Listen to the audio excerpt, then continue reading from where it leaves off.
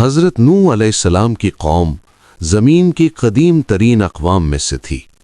یہ لوگ ابتدا میں نیک تھے، ایک اللہ کو مانتے تھے، حق کو جانتے تھے، لیکن وقت کے ساتھ دل بدل گئے۔ شیطان نے آہستہ آہستہ ان کے عقیدے کو کمزور کر دیا۔ نیک لوگوں کی یاد میں تصویریں بنی، پھر مجسمے، پھر سجدے۔ شرک عام ہو گیا، ظلم پھیل گیا، طاقتور کمزوروں کو کچلنے لگے، اور حق صرف ایک آواز بن کر رہ گیا۔ اسی وقت اللہ نے حضرت نوح علیہ السلام کو نبی بنا کر بھیجا۔ حضرت نوح علیہ السلام کوئی بادشاہ نہیں تھے، کوئی طاقتور سردار نہیں تھے، وہ ایک سادہ انسان تھے، لیکن دل میں اللہ کا پیغام تھا۔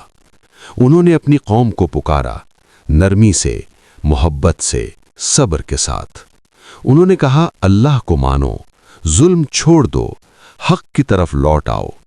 دن گزرتے گئے، سال بدلتے گئے، صدیاں گزر گئیں۔ نوح علیہ السلام دعوت دیتے رہے اور قوم انکار کرتی رہی۔ تقریباً 1000 سال۔ اتنی طویل جدوجہد کے بعد بھی ایمان لانے والے گنتی کے چند لوگ تھے۔ قوم نوح حضرت نوح علیہ السلام کا مذاق اڑاتی تھی، کہتی تھی یہ بھی ہم جیسا انسان ہے، یہ کیسے نبی ہو سکتا ہے؟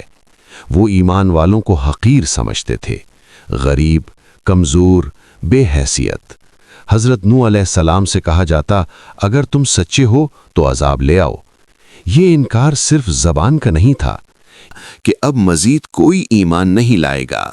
یہ لمحہ ایک نبی کے لیے سب سے زیادہ تکلیف دہ ہوتا ہے، لیکن اللہ کا حکم ہر چیز سے اوپر ہوتا ہے۔ پھر ایک حیران کر دینے والا حکم آیا۔ اللہ نے حضرت نوح کو کشتی بنانے کا حکم دیا۔ نہ سمندر تھا، نہ دریا، نہ پانی، صرف خشک زمین تھی۔ نوح نے بغیر سوال کیے کام شروع کر دیا۔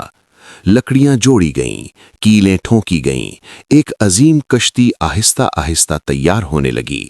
قوم دیکھتی تھی اور ہنستی تھی، کہتی تھی یہ کیسا نبی ہے جو خشکی میں کشتی بنا رہا ہے؟ لیکن نوح جانتے تھے کہ وہ کیا کر رہے ہیں۔ یہ کشتی انسانی عقل سے نہیں، اللہ کے حکم سے بن رہی تھی۔ ایک دن اچانک زمین سے پانی ابلنے لگا۔ یہ وہ نشان تھا جس کا وعدہ کیا گیا تھا۔ نوح سمجھ گئے کہ وقت آ چکا ہے۔ انہوں نے ایمان والوں کو بلایا اور جانوروں کو بھی۔ ہر جانور کا ایک جوڑا خاموشی سے کشتی میں سوار ہوتا گیا۔ یہ منظر غیر معمولی تھا۔ شیر اور بکری ایک ساتھ، پرندے اور درندے ایک ہی کشتی میں۔ یہ سب اللہ کی قدرت تھی۔ اسی وقت نوح کی نظر اپنے بیٹے پر پڑی۔ وہ ایمان نہیں لایا تھا۔ نوح نے پکارا، میرے بیٹے، ہمارے ساتھ آ جاؤ۔ بیٹے نے کہا، میں پہاڑ پر چڑھ جاؤں گا، وہ مجھے بچا لے گا۔